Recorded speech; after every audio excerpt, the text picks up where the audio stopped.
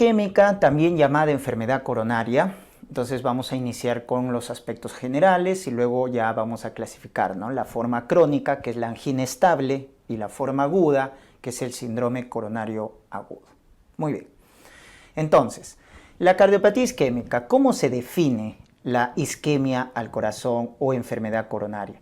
Tenemos que entender que el miocardio, el músculo cardíaco, que es un músculo, ¿no es cierto?, importante, que va a recibir oxígeno. Entonces hay un equilibrio entre la demanda y el aporte de oxígeno hacia el miocardio.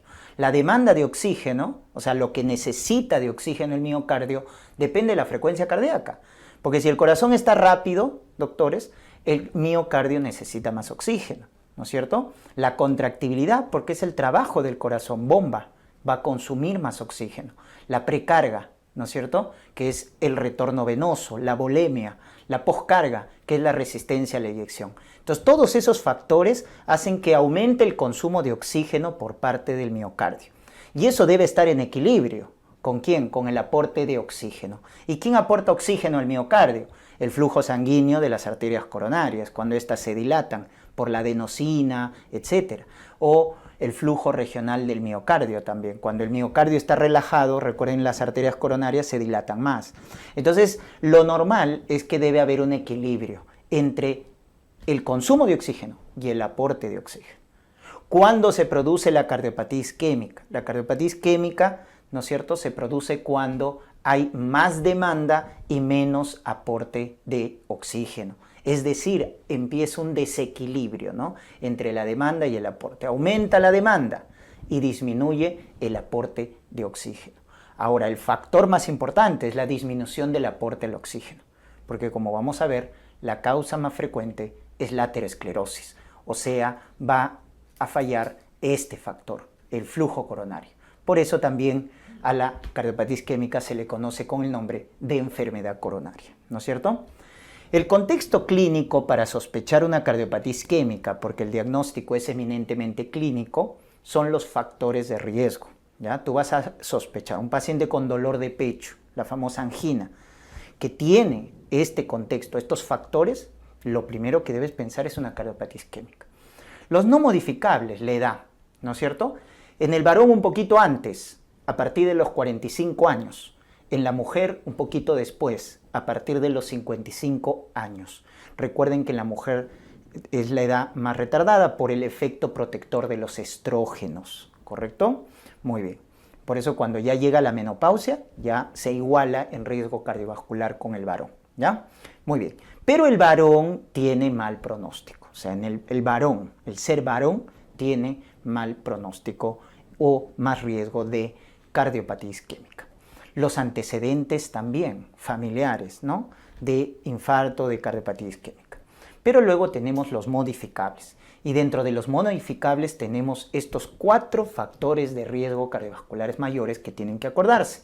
A la cabeza está tabaco, lo que viene a ser la hipertensión arterial, la diabetes y la dislipidemia. Por favor, acuérdense esos 4 factores de riesgo cardiovasculares que son los factores mayores, los que dan alto riesgo: tabaco, hipertensión, diabetes, dislipidemia. Entonces, si te dicen un paciente con estos factores, ¿no es cierto?, adulto mayor, diabético, fumador, con colesterol alto, etc., y te dice que viene con dolor de pecho, lo primero que debes pensar es una cardiopatía isquémica, por favor. Por eso tienen que ver el contexto clínico, ¿ya? El contexto clínico es muy importante. Todos los demás factores serán menores. Si te dicen obesidad, sedentarismo, etc., todos los demás son menores. Entonces acuérdate siempre de los mayores, factores mayores. Muy bien. Luego tenemos por acá la etiología, muy importante. En la etiología, como ya les había comentado, la causa más frecuente de cardiopatía isquémica es la aterosclerosis. La enfermedad aterosclerótica es la causa más frecuente de cardiopatía isquémica, ¿ya? Entonces, las arterias coronarias, en realidad la primera arteria que se afecta, doctores, es la aorta por la aterosclerosis, ¿ya? La aterosclerosis es una enfermedad inflamatoria de las arterias, de mediano y gran calibre. Entonces, si te preguntaran, ¿no? ¿Cuál es la arteria que en primer lugar se afecta por la aterosclerosis? Es la aorta, por si acaso. Luego están las arterias coronarias.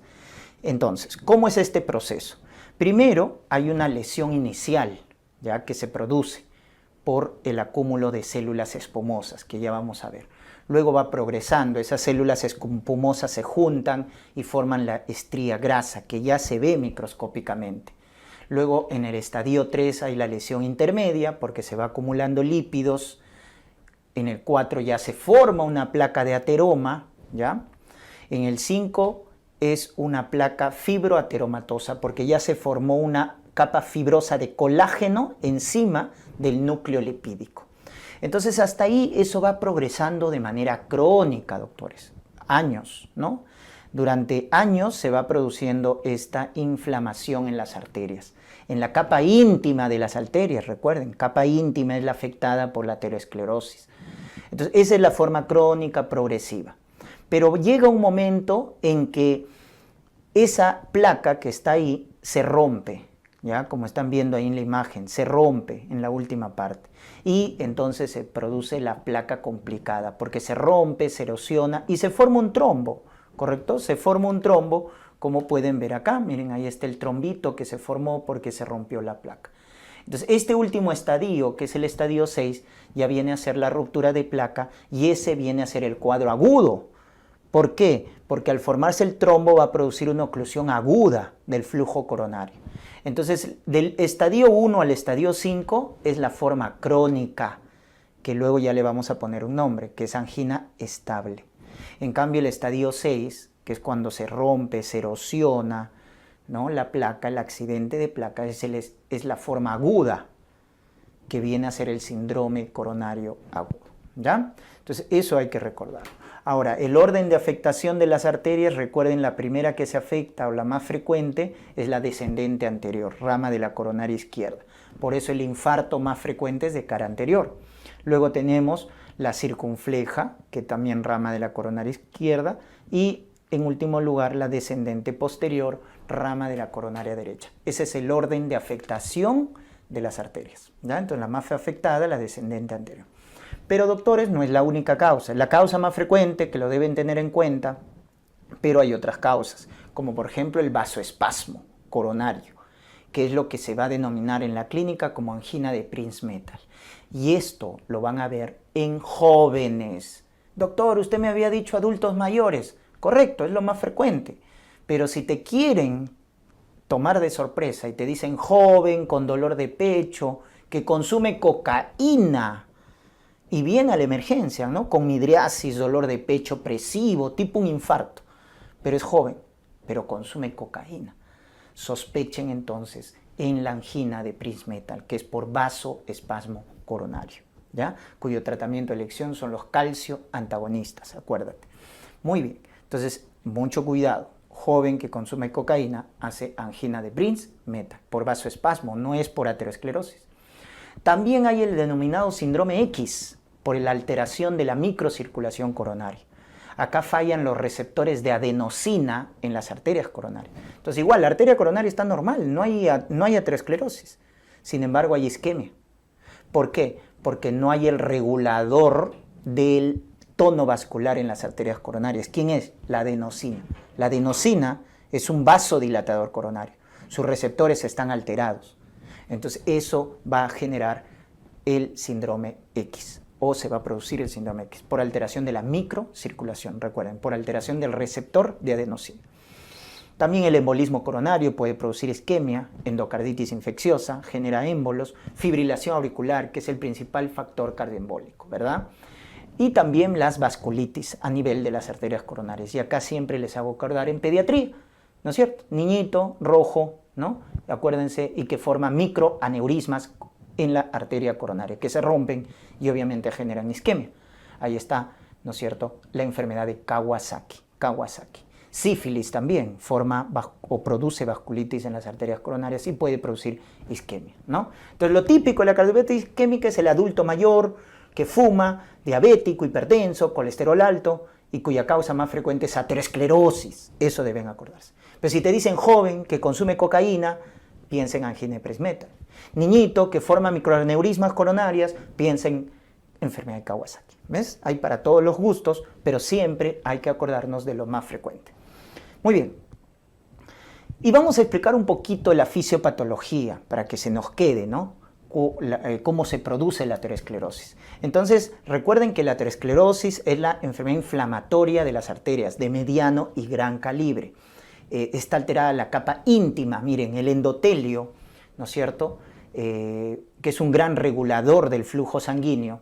Entonces, ¿qué va a pasar? A nivel del espacio subendotelial, por eso la capa íntima, se va a empezar a acumular lo que viene a ser esta molécula, que es el LDL colesterol. Cuando hay LDL colesterol en gran cantidad, empieza a acumularse en el subendotelio, miren. Y este LDL colesterol se empieza a oxidar y eso genera inflamación. Y esa inflamación, ¿a quién atrae? A los macrófagos. ¿Correcto? Entonces, cuando hay mucho LDL colesterol, el colesterol es bueno porque sirve para muchas cosas, sirve para formar hormonas, etc., ¿no? Forma parte de la membrana celular, pero cuando está en exceso ya empieza a acumularse en el subendotelio, el LDL colesterol. Se oxida, genera inflamación, atrae macrófagos por citoquinas. Este macrófago entonces por diapedesis, miren, ingresa, entonces se empieza a acumular en el subendotelio porque es una inflamación y empieza a fagocitar ese LDL colesterol oxidado. Y ahí se forma la famosa célula espumosa, porque la fagocita, ¿no? Ahí es donde luego esta célula espumosa empieza a acumularse, o sea, empiezan a agruparse y forma la famosa estría grasa, que es el estadio 2, ¿correcto? Entonces, en la lesión inicial, en el estadio 1, veíamos, son células espumosas aisladas. La estría grasa ya es cuando se juntan, ¿no es cierto?, varias células espumosas. Luego ya la lesión intermedia y el ateroma es cuando se empieza a acumular bastante ya lípido extracelular. O sea, el macrófago ya no se da abasto y entonces empieza a depositarse el colesterol, el LDL colesterol, en el subendotelio a nivel extracelular. Se empieza a acumular, se forma un núcleo lipídico, luego una capa fibrosa, ¿no? Y ahí ya tenemos lo que viene a ser la placa fibroateromatosa, ¿ya? Esa es la fisiopatología, que hay que recordarla porque es la causa más frecuente de cardiopatía isquémica. Muy bien. Luego tenemos por acá la patogenia, ¿ya?, de la cardiopatía isquémica. Recordemos que la aterosclerosis o cualquier otro factor lo que va a producir es reducción del flujo coronario. Por eso habíamos visto en la definición, hay menos aporte de oxígeno porque se reduce el flujo coronario principalmente. Entonces, esa reducción del flujo coronario va a producir isquemia. Si esa isquemia es aguda, severa, ¿no es cierto?, va a producir el llamado miocardio aturdido, ¿correcto? Cuando la isquemia es aguda, severa, o sea, la forma aguda de la isquemia. Cuando es crónica, progresiva, va a producir el miocardio hibernado. Miren esos conceptos patológicos que les pueden preguntar. La isquemia aguda, severa, genera el miocardio aturdido y la isquemia crónica, el miocardio hibernado, ¿correcto? En cambio, cuando ya la isquemia es completa, persistente, o sea, muy severa, ya produce una necrosis del miocardio, pues que es la muerte celular. Porque el miocardio aturdido y el miocardio hibernado, ojo, es miocardio viable. O sea, es un miocardio que se está comprometiendo, pero todavía es recuperable, es reversible, ¿correcto? Y esto es lo que se busca conservar, pues, con la terapia, ¿no?, de la cardiopatía isquémica. Hacer que el miocardio viable persista, ¿ya? En cambio, si ya se produce necrosis, entonces esa necrosis del miocardio que nos va a dar troponinas positivas, que nos va a dar en el electrocardiograma onda Q patológica, acuérdense, eso ya es necrosis. Entonces, la necrosis ya es un miocardio no viable, ¿ya? Y acá un dato de patología es que la necrosis en el infarto de miocardio es una necrosis coagulativa, ¿correcto? Similar a la necrosis que producen, recuerden, los ácidos, ¿no? Entonces, la necrosis del infarto miocardio es necrosis coagulativa. A diferencia también, si quieren hacer la analogía, con la necrosis que se produce en el accidente cerebrovascular isquémico, que es una necrosis licuefactiva, ¿ya? Entonces en el corazón es coagulativa, en el cerebro es licuefactiva. Muy bien, entonces eso hay que entenderlo, ¿ya? Muy bien, igual, entonces cuando hay un infarto va a haber necrosis, va a haber también una parte de miocardio viable, dependiendo si es agudo o crónico, pero recuerden que la cardiopatía isquémica finalmente es la principal causa de disfunción ventricular izquierda, es la principal causa de alteración de la contractibilidad en el corazón, ¿no? Entonces, ojo que la cardiopatía isquémica es la causa más frecuente de falla cardíaca sistólica, acuérdense, falla cardíaca sistólica. Muy bien, pero ojo, el corazón se sacrifica, ¿no es cierto? El corazón primero altera su diástole. ¿Y por qué digo que se sacrifica? Porque recuerden que el corazón se nutre en diástole. Entonces se sacrifica, porque lo primero que se altera es la diástole. Luego ya se altera la sístole, que es la contractibilidad. Y luego ya empieza a haber manifestaciones en el electrocardiograma, recuerden en la onda T, isquemia, en el segmento ST, lesión, y en la onda Q, necrosis. Entonces empieza a haber cambios electrocardiográficos y obviamente ya hay traducción a nivel clínico. Y la isquemia del miocardio, su manifestación clínica, se conoce con el nombre de angina. Angina es el dolor isquémico del miocardio, ¿no? Muy bien, entonces hasta ahí hemos visto la parte de cardiopatía isquémica, la parte general.